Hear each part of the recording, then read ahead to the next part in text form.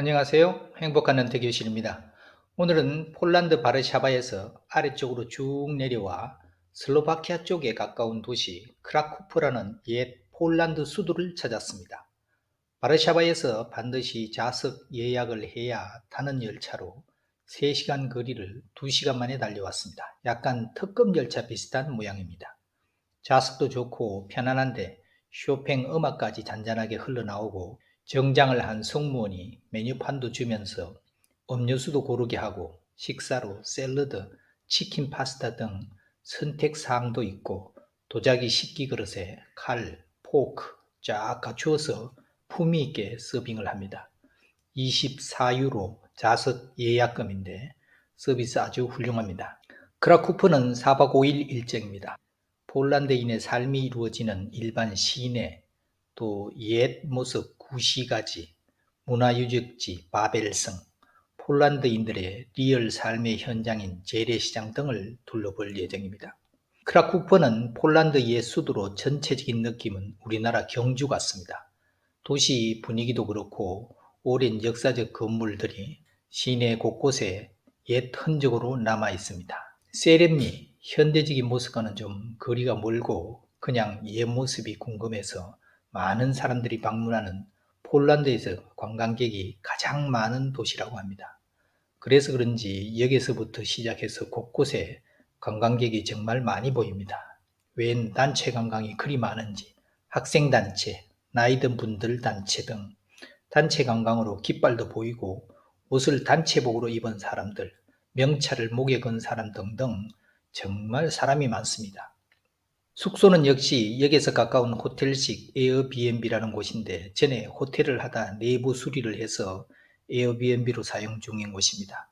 내부는 넓고 따뜻합니다. 바르샤바에서는 집이 좀 추웠습니다. 10월 초입인데 여기는 기온이 벌써 8에서 10도 사이입니다.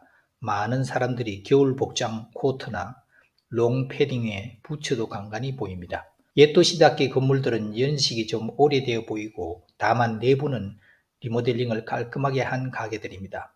건물 자체가 추위를 막기 위해서 벽이 두껍고 문도 창이 작고 또 출입문도 아파트나 상가도 일단 들어가는 출입문, 복도문, 개인 집문 이렇게 삼중이고 통과는 복잡하지만 바람이 들어올 통로는 다 막았습니다. 지금 폴란드, 체코를 거쳐서 헝가리인데 세 나라 모두 비슷합니다. 다음날 본격적으로 구도심 탐방에 나섰습니다. 거리의 집들은 제가 중학교 시절 돌로 된 석조전이라는 건물에서 공부를 했는데 벽이 돌로 워낙 두꺼워서 겨울은 따뜻하고 여름은 시원했습니다. 그래서 좀 어두워 항상 실내는 불을 켜놓고 사는 크라쿠프나 다른 동유럽 도시도 이런 오래된 묵직해 보이는 건물들이 그런 느낌이 아닐까 싶습니다. 창이 작고 출입문도 전통문으로 나무문이 많아서 안이 잘 안 보이는데 열어보면 깔끔하게 단장된 가게들이 안으로 길고 큰 가게입니다. 우리는 상점하면 앞면이 통창으로 안이 흔히 보이는 것에 익숙하다 좀 낯설지만 안은 아무튼 깨끗하게 현대식으로 수리를 해서 말끔합니다. 책 서점이 많이 보입니다. 여전히 종이책이 많이 팔린다니 신기합니다.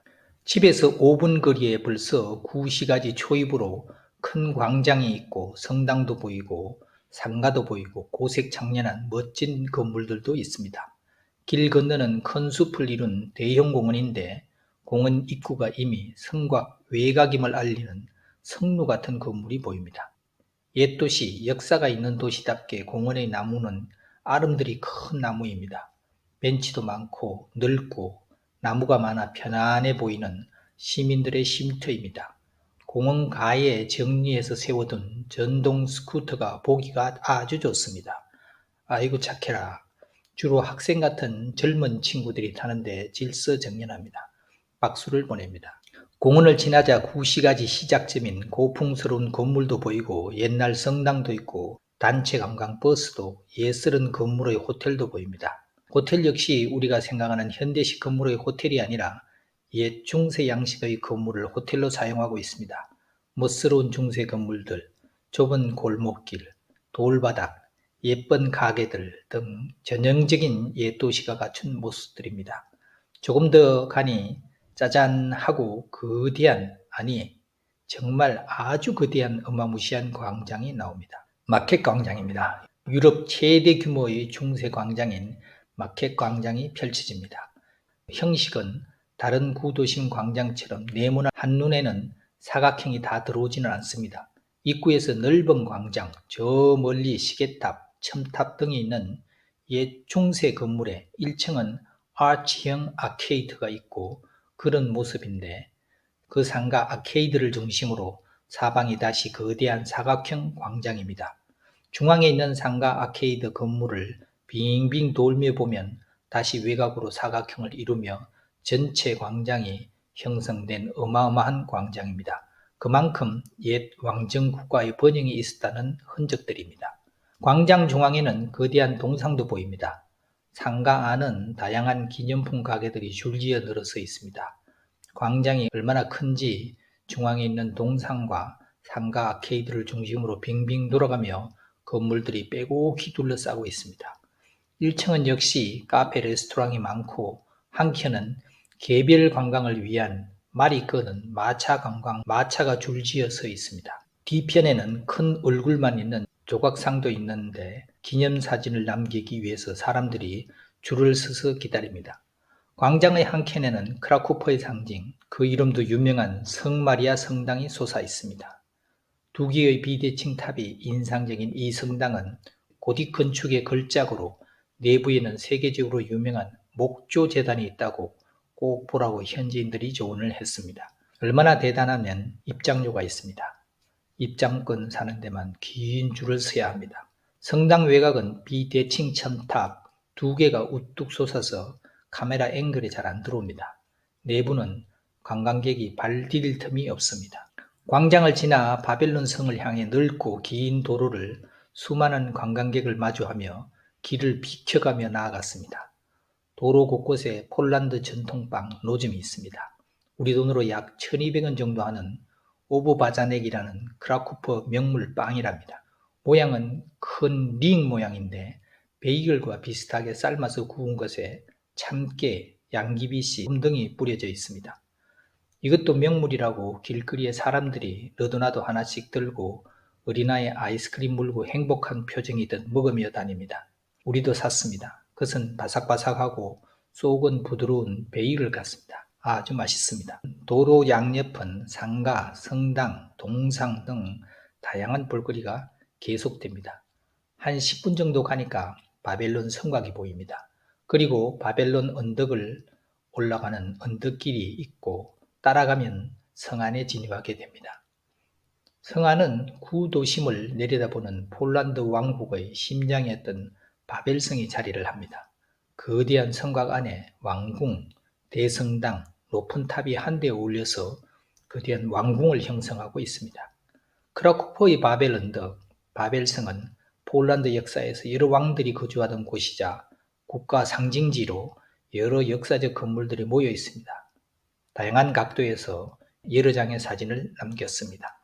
외곽에는 비스와 강이 흐르고 있어서 적의 침입으로부터 성을 보호하는 자연적인 해자 역할을 합니다. 성도 엄청 높아서 강을 건너다 화살을 맞고 건너도 성벽을 타고 오르기는 거의 불가능해 보입니다. 성안 전경들은 웅장하고 거대합니다. 유람선도 떠다니고 성곽, 강, 마을 이렇게 어울려서 자연환경과 같이 멋진 풍경입니다. 참 아름답습니다. 사람들이 성곽 주변에 줄지에 매달려 있고 우리도 넓은 저 멀리 발 아래 흐르는 멋진 강을 한참이나 감상했습니다. 넓은 성곽 안에선 찻집도 있고 따뜻한 햇살을 받으며 쉬는 선베드도 마련되어 있습니다. 잠시 쉬었습니다. 사람들이 정말 많습니다. 많이 알려지고 유명한 곳인가 봅니다. 단체 관광객 중에는 영어말 소리도 많이 들리는 것을 보면 영국이나 미국 등 영어권 국가의 관광객도 많이 온 모양입니다. 이렇게 유명한데 폴란드 하면은 바르샤바 조약 밖에는 아는 게 없고 크라쿠프는 이름도 참 생소합니다. 역시 세상은 넓고 가봐야 할 곳은 정말 많은 것 같습니다. 왕궁 옆에 있는 크라쿠프의 상징이라 불리는 바벨 대성당은 폴란드 왕들의 대관식과 장례가 치러진 곳이라고 합니다. 특히 우리가 교황하면 요한 바오로 2세를 떠올리는데 그분이 이곳에 주교로 계셨던 곳이랍니다. 대성당 종탑에는 종이 있는데 민족적 위기 때마다 울려 퍼지며 폴란드인들의 마음을 하나로 모아서 더 유명하다고 합니다. 바벨 왕궁은 폴란드 왕들의 거처였던 만큼 왕실, 보물관, 무기고가 있고 왕관, 보금, 국가보물 등이 보관된 전시관 안에 국보급 미술관과 보물이 전시되어 있다고 합니다. 아무튼 이 바벨론 성은 오늘날에도 폴란드 문화와 정신의 중심으로 남아 있습니다. 바벨론 덕과 바벨성, 역대 왕들의 거처이자 정치의 중심지였던 이곳은 고딕, 르네상스, 바로크 양식이 혼합된 웅장한 건축미를 자랑합니다. 폴란드의 옛 역사의 무게가 고스란히 느껴지는 곳입니다. 다시 광장으로 돌아와서 광장에서 조금 더 걸어 나가면은 유럽에서 가장 오래된 대학 중 하나인 야기엘론 대학이 있습니다. 천문학자 코페르니쿠스가 공부했던 이곳은 크라쿠프가 지식과 학문의 도시였음을 보여줍니다. 벤치에서 쉬면서 지나가는 학생들 구경도 하고 코페르니쿠스 동상에 인사도 했습니다. 전통시장도 재밌습니다. 숙소와 구도심 사이에 있어서 거리도 가깝고 어디 가나 전통시장은 사람 냄새가 납니다. 과일 모양이 너무나 다른 것이 많고 재미있고 신기합니다. 몇 가지 과일을 샀는데 확실히 많이 저렴합니다. 우리 돈 12,000원어치 정도 샀는데 한 가방입니다. 특히 배와 자두가 싸고 맛있습니다. 이틀간 이렇게 돌아본 전경입니다. 정리하면 거대한 광장, 초대형 성당, 바벨론 성입니다. 나머지 일정들은 근처 작은 도시를 돌아볼 예정입니다. 천년의 세월을 버텨온 성과 성당, 그리고 그 안에 담긴 수많은 이야기들. 크라쿠프는 더 이상 수도는 아니지만 폴란드인들의 영혼이 살아 숨쉬는 도시로서 오늘도 세계 수많은 여행자들로 붐빕니다. 헌티자 여러분, 폴란드에 오시면 크라쿠프 옛 수도를 잊지 마시고 한번 들려보십시오. 오늘도 어느 유튜브 썸네일 너무 좋아 그러니 너도 한번 가봤으면 해를 외치며 다음 영상은 체코 올로무츠 소개로 돌아오겠습니다. 오늘은 여기까지 하겠습니다. 감사합니다.